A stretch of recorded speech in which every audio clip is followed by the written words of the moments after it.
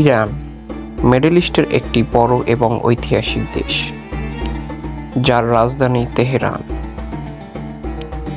Iran মূলত একটি পাহাড়ি দেশ। এখানে বড় বড় পাহাড় আছে, যেমন জাগ্রস পাহাড় আর এলবরস। এই পাহাড়গুলো দেশের অধিকের বেশি জায়গা জুড়ে আছে এবং অনেক জায়গায় 3000 থেকে 4000 মিটার পর্যন্ত উঁচু। এছাড়াও ইরানের মাঝখানে রয়েছে বিশাল মরুভূমি, যেমন রয়েছে ডেজার্ট কাবারি এবং লুদ ডেজার্ট। এই জায়গাগুলো খুবই গরম, কিছু অংশ তো পৃথিবীর সবচেয়ে গরম জায়গার মধ্যে পড়ে উইকিপিডিয়ার তথ্য মতে।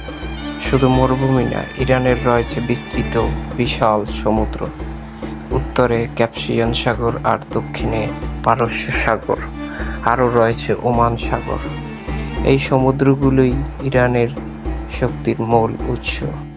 এছাড়াও ইরানে প্রায় 9 থেকে 9.5 কোটি মানুষ বসবাস করে, যার বেশিরভাগ মানুষ পাহাড়ি এলাকা আর শহরের আশেপাশে থাকে, কারণ মরুভূমিতে থাকা কঠিন।